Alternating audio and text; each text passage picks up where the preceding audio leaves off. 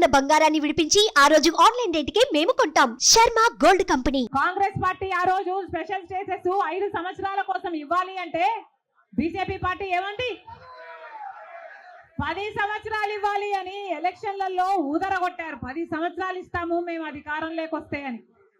ఇక చంద్రబాబు గారు అయితే 15 సంవత్సరాలు మాకు స్పెషల్ స్టేటస్ కావాలి అని కొట్లాడాడు. ఇదే చెప్పాడు 15 సంవత్సరాలు స్పెషల్ స్టేటస్ కావాలి, అందుకే నేను బీజేపీ పార్టీతో పొత్తు పెట్టుకుంటున్నా అని బీజేపీ పార్టీతో పొత్తు పెట్టుకున్నాడు. వాళ్ళ మంత్రివర్గంలో కేంద్ర మంత్రులు కూడా అయ్యారు టీడీపీ నాయకులు. ముఖ్యమంత్రి అయిన తర్వాత స్పెషల్ స్టేటస్ కోసం చంద్రబాబు గారు ఎప్పుడైనా ఒక్కటైనా నిజమైన ఉద్యమం చేశారా అంటే చేయలేదు. చేయకపోక ఉద్యమం చేసే వాళ్ళ మీద కేసులు పెట్టారు, వాళ్ళను జైల్లో కూడా పెట్టాడు చంద్రబాబు గారు. ఆ సమయంలో ప్రతిపక్ష నాయకుడు జగన్ రెడ్డి గారు ప్రతిపక్ష నాయకుడుగా ఉన్నంత కాలం స్పెషల్ స్టేటస్ మనకు రావాలి అని ప్రతిరోజు కొట్లాడాడు. నిరాహార దీక్షలు కూడా చేశారు. ప్రతిపక్షంలో ఉండగా అవిశ్వాస తీర్మానం ఏమా ప్రభుత్వం వాళ్ళు ఎవరైనా ఉన్నారా ఇక్కడ? ప్రతిపక్షంలో ఉండగా జగన్ రెడ్డి గారు చెప్పిన మాట, మేము అవిశ్వాస తీర్మానం ప్రవేశపెడతాము, తెలుగుదేశం పార్టీ ఎంపీలు అందరూ కూడా మద్దతు ఇవ్వండి, మూకుమ్మడి రాజీనామాలు చేస్తే స్పెషల్ స్టేటస్ ఎందుకు రాదో చూస్తారన్నాడు జగన్ రెడ్డి. ఆఖరికి జగన్ రెడ్డి గారు ముఖ్యమంత్రి అయిన తర్వాత ఒక్కటైనా నిజమైన ఉద్యమం చేశాడా స్పెషల్ స్టేటస్ కోసం? స్వలాభం కోసం రాష్ట్ర ప్రయోజనాలను తాకట్టు పెట్టింది వైసీపీ. ఈరోజు మనకు స్పెషల్ స్టేటస్ లేదు కదా, కనీసం ఒక ప్యాకేజ్ కూడా లేదు.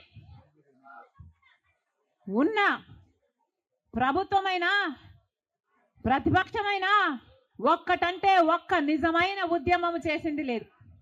ఈరోజు మనకు స్పెషల్ స్టేటస్ లేదు అంటే ఆ పాపం ముమ్మాటికి చంద్రబాబు గారిది, ముమ్మాటికి జగన్ రెడ్డి గారిది. స్వలాభం కోసం ఇద్దరు ప్రజల ప్రయోజనాలను తాకట్టు పెట్టారు. టీడీపీ అంతే, వైసీపీ అంతే, దొందే. రాజధాని అమరావతి అన్నాడు చంద్రబాబు గారు, సింగపూర్ను చేస్తానన్నాడు. 3D గ్రాఫిక్స్ మొత్తం గుర్తుందా?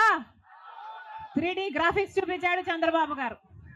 పోనీ అమరావతి రాజధాని అయిందా అంటే అది కాలేదు. జగన్ రెడ్డి గారు వచ్చారు, 1 కాదు 3 రాజధానిలు అన్నారు. పోనీ 3 రాజధానిలు అయ్యాయా అంటే ఒక్కటి కూడా లేదు. ఈరోజు మనకు రాజధాని ఏది అంటే ఏదో మనకే అర్థం కాని పరిస్థితి. ఒకటైనా ఉందా అంటే ఏదీ లేదు, ఒకటి కూడా లేదు. మరి ఏమి సాధించుకున్నట్టు? పోలవరం ప్రాజెక్ట్ ఎప్పుడో 1941లో పోలవరం ప్రాజెక్టు కట్టాలనుకుంటే సాధ్యపడలేదు.